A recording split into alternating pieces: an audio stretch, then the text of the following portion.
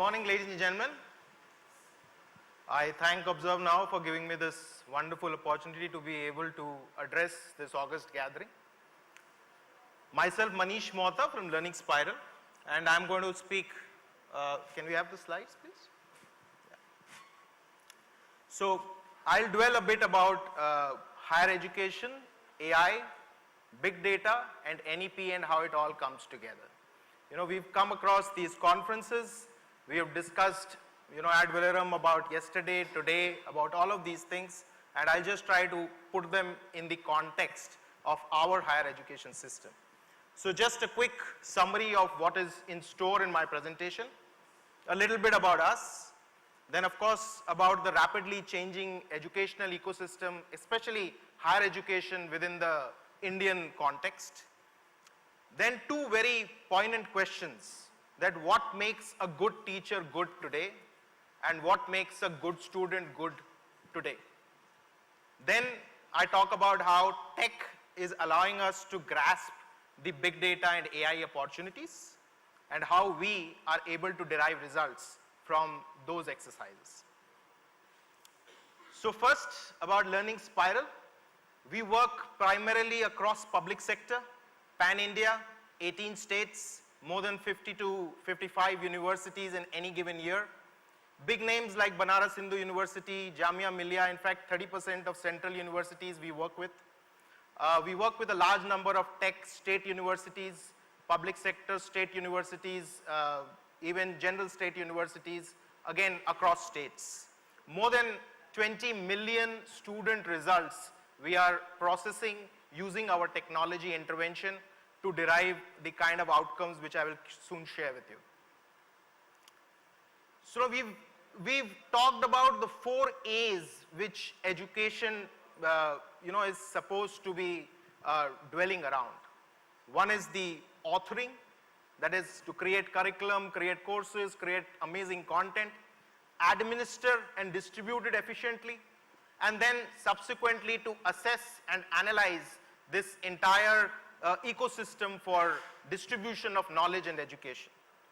What has changed from 2023 to 2024? So in 2024, almost all of these 4 pillars of authoring, administering, assessing and analyzing, they are all now powered with Gen AI.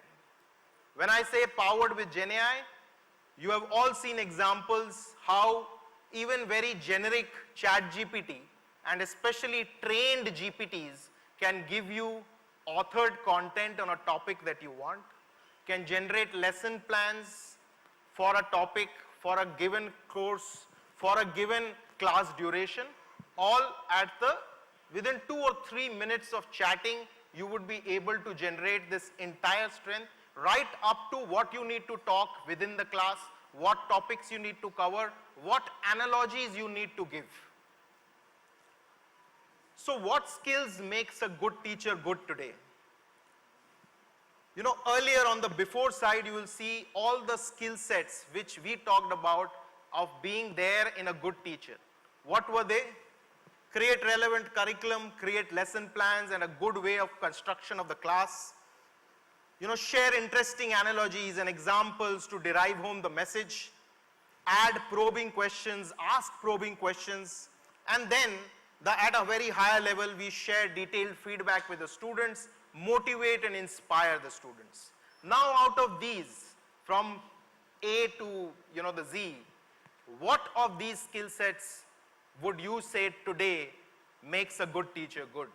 Because a lot of this is also being done by Gen AI, so that's a question which we need to ask ourselves as we reinvent things.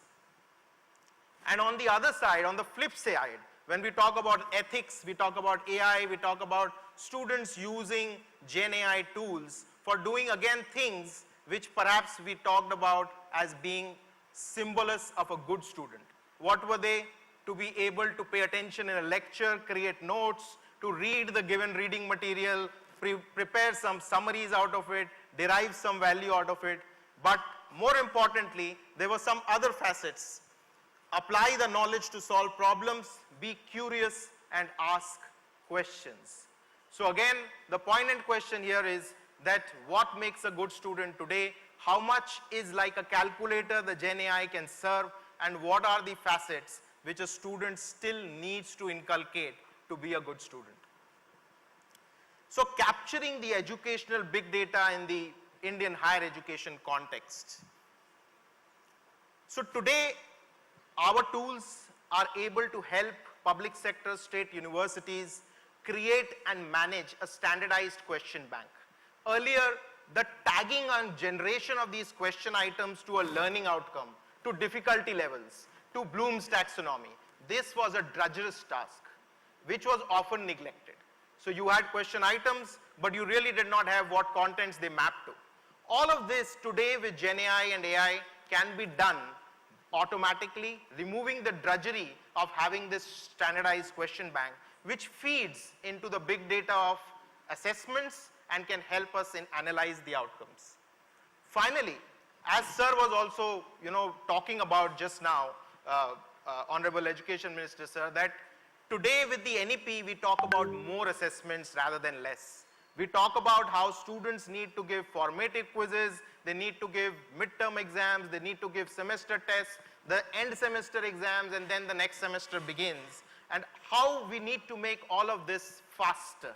Because if you can make this faster, can you save the academic calendar, and can you save enough time to impart education and learning, which is of course the very basis of it. And that's where the tech comes in.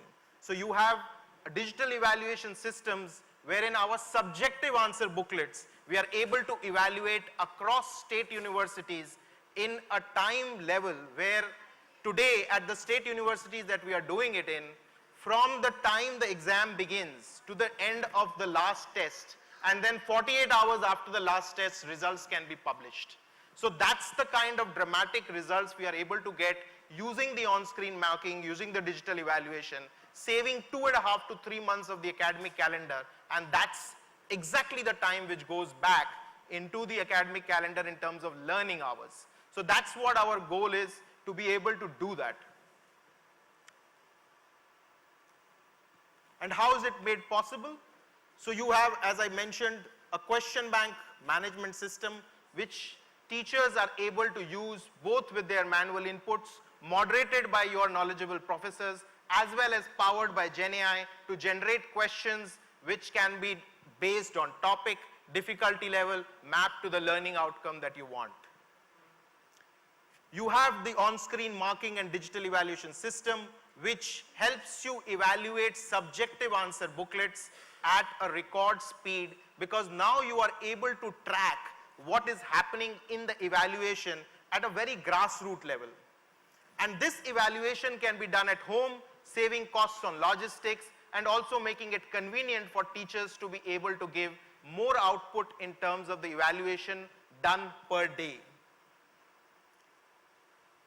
Formative exams can be given in proctored way, again from home or from classrooms if you want to do it from the, the college premises itself.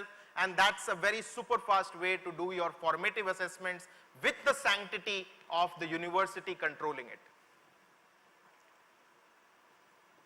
I was just now talking about the efficiency which the digital evaluation system is able to give you, and that's because we are able to see the output of the evaluated papers at subject level, course level, teachers, departments, so that at a controller of exam level you can actually see who or what teacher and what subject is holding the results back. And that intervention helps us in a big manner.